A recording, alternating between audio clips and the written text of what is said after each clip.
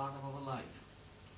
And one of the things which poverty, what we call it, and poverty in broadest sense, does to people, it actually crumbles people. It takes our spirit and vibrancy as a human being away from us. Every other family that I know has someone who's unemployed. Every other family I know who lives in an overcrowding situation. And every other family that I know has someone who's suffering from very poor health. And I've seen individuals, real individuals, human beings, active, vibrant individuals, being crumbled and being destroyed by unemployment and by the kind of situations in which they are forced to live as their families. And there are individuals in a city like Bradford, individuals who have never seen anyone in their family ever work. They have never found work themselves. And they have given up hope. And they've given up, they are in despair and dismay. And I think one of the things which exclusion does, or one of the things which homelessness and poverty does, is that it takes away people's identity, people's self-belief, and people's self-confidence. And if we can, in our celebrations of 2000 and millennium, if we can spare a thought, then I think that celebration will be meaningful, and that celebration will matter to all of us, and may mean to those who are ADHD, want some recognition and some thought given to their life.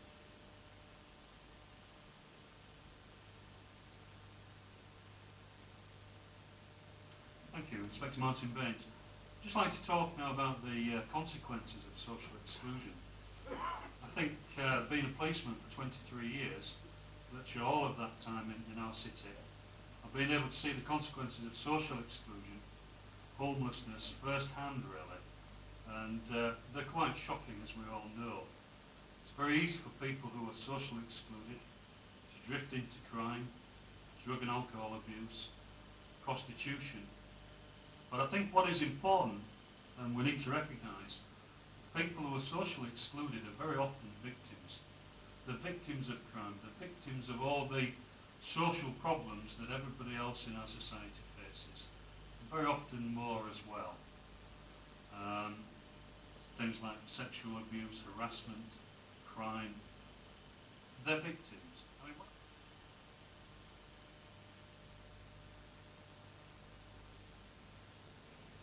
something a young woman said to me recently was that one can make a difference, and I believe this is absolutely true. This was a young woman who was referred to me through Nightstop, and she stayed with me as my guest for just one night. When she left the next morning, she had left me the most beautiful letter on her bed.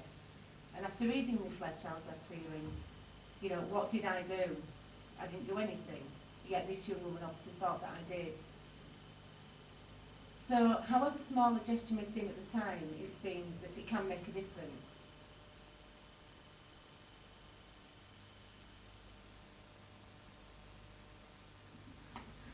I'm Jolene Hadley, Newlands Youth Team, working with 8 to 21-year-olds, and we come across very young people who've got difficult problems, and if people have got no address, how can they claim benefits? Do you know, we take young people to careers and we take them to job centre, and it's totally ridiculous, you know, if they've got no address, they won't even be able to claim benefits anyway, so how are they supposed to survive?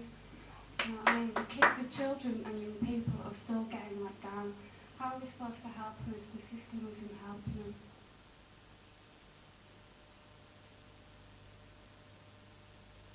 It has to be a multidisciplinary approach. I mean, we get young people coming to us at 14 who already haven't been to school for years and will never finish the schooling. They come to us where they haven't lived in a permanent home for a significant point of time, and they either drift into care of social services or just drift from address to address. And so these people, by the time they reach 16, which is supposed to be the point where they can embark upon independent living, are totally ill-equipped to do so. Many of them are semi-literate, lacking in social skills, confidence. They drift into crime, drugs, particularly in Bradford, heroin's a massive problem, other crime. And And when you come to the issue of accommodation, it's very, very sparse for 16 and 17-year-olds.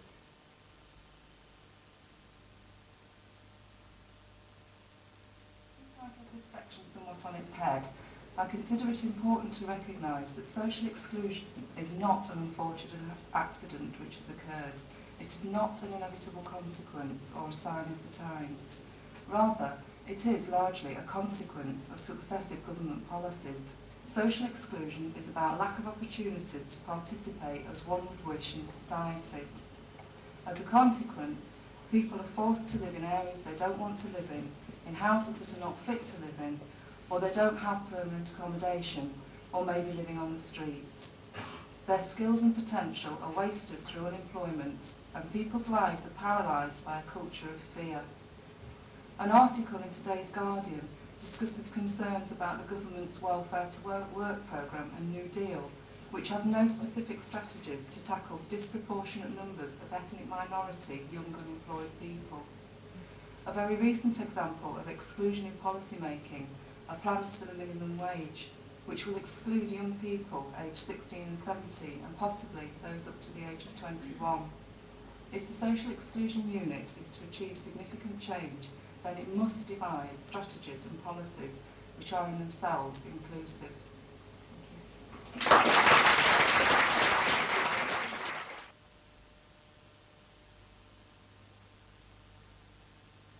And I think every small step is worth taking. There's a more fundamental thing though. I'm just a bit worried because it looks sometimes as though the whole of our policy for young people is being led by our concern about crime and drugs. And they are very serious problems, and I understand why. But if we allow the whole of our youth policies and the whole of our childcare policies to be led from that angle, we won't be giving positive messages to young people that they're valued. And young people in this city are doing the most amazing things that we see week in, week out as volunteers through schools, through their own achievements, through the work that they do together. And that doesn't get broadcast. What gets put, I'm afraid, into the media sometimes is the bad news story. But we sometimes, as a nation, we don't seem to like our young people very much. And I'm with Ian, we've got to get out of that negative view of things and sort of say, well, let's just talk up some of the achievements of young people in this city, because a lot of good things are going on.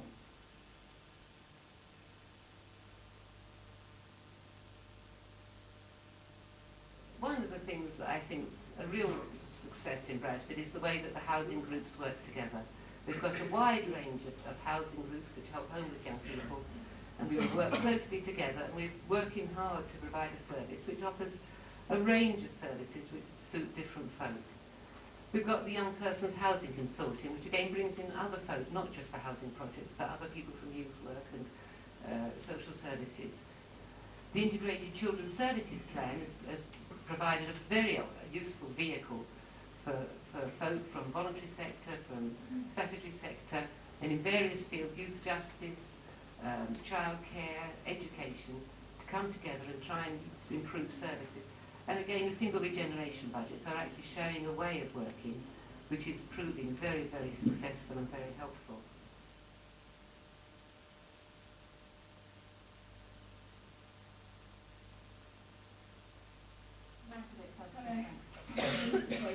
But I'm mixed race here, and I'm already socially excluded because I'm half white, half Asian, yeah?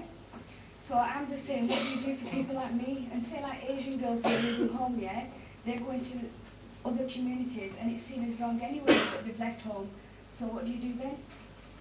Unfortunately, we are living in a society which places all kind of labels on us. And those labels are hugely designed to undermine us, to basically to make us invisible. Now this is interesting because labels should be about making people visible. But these labels are actually designed to make us invisible, to disappear, to go away. And I think no one sitting in this room wants a society that is full of divisions, conflicts, where individuals continuously go on being undermined and put down just because they happen to have a different skin color.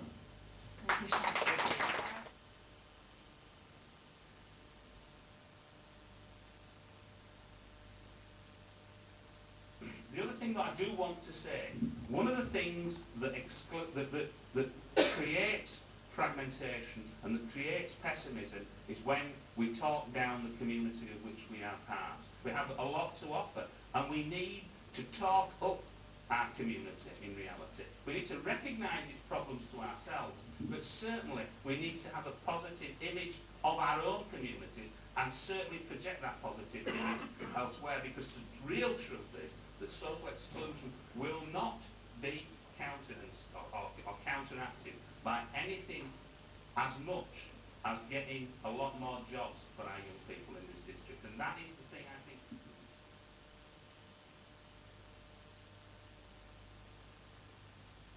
Long before they leave school, before they're 16. I'm particularly concerned about those who find school absolutely so boring and not related to them that they don't come to school at all. Now, I think we've got to ask, why are they out of school? I think I know is that the things that interest many people have been excluded from the curriculum. The practical things, the doing work and this sort of thing. And it seems to me that we've really got to push this government. It's my government, I support it. But they are not addressing this problem.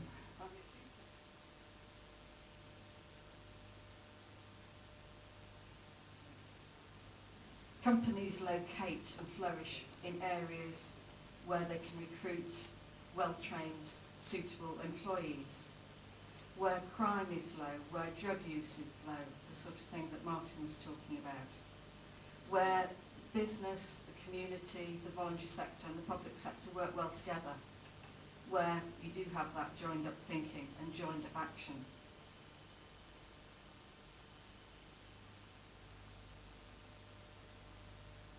Quite long-term ahead, because one of the things that we know is that the decisions we're taking at the moment are going to have consequences that go on not just for a year or two, but across generations, and that's the first point. So what we would look for is a situation where we're not burdening future generations with the costs of poor decisions at this stage. So some of the positives would involve, for example, making sure we're not losing people to the world of work too early on, because the link between work and stability in housing, I think, has been well demonstrated, and the relationship between being able to have a meaningful job and being able to keep out of poverty also is very clear.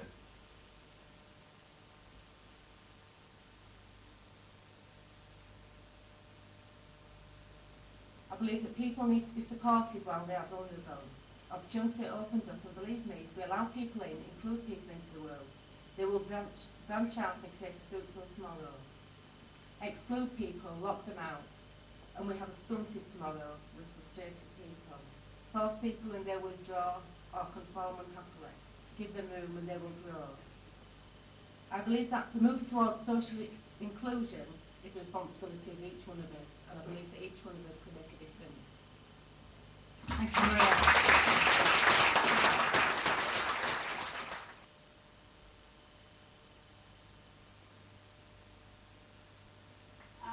So thank you all very much for coming. Thank you, panellists, very much for taking part. I just want to read you a brief quote I came across in my extensive research for today.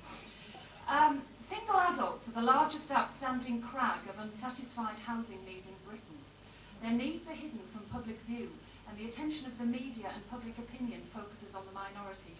That was written by Jane Morton in her article entitled Who'll House the Single, which appeared in New Society on the 25th of March 1976.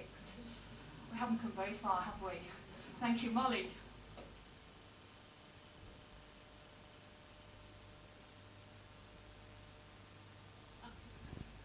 Thank you.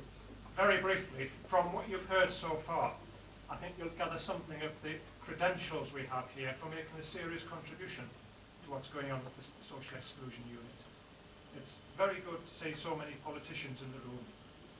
We want to support you, we want to strengthen your arm, but we also want to strengthen the nerve of national politicians, because however big a majority a government might have, they can still do some very timid things. And I think we want to take seriously what's been said about the social exclusion unit and say from the background of our experience as people working in Bradford organisations of one sort or another, we've got the ground to stand on to offer some messages to the politicians and say, yes, we want to strengthen your nerve, get on with it. Thank you.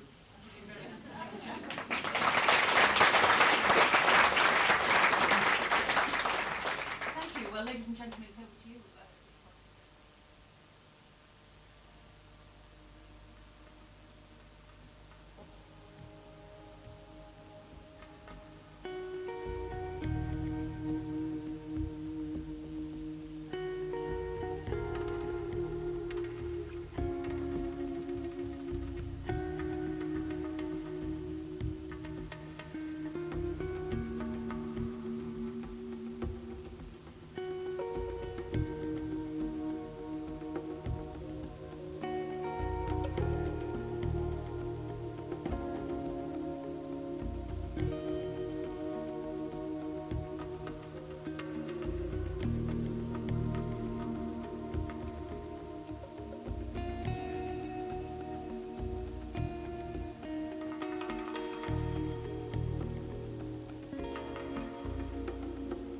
I think what is important, and we need to recognise, people who are socially excluded are very often victims. The victims of crime, the victims of all the social problems that everybody else in our society faces.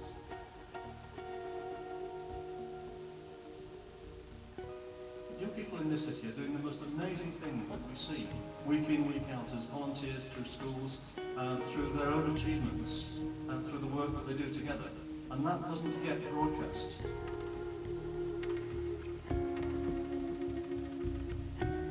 And one of the things which poverty, what we call it, and for poverty in broad sense, does to people, it actually crumbles people. It takes our spirit and vibrancy as a human being away from us.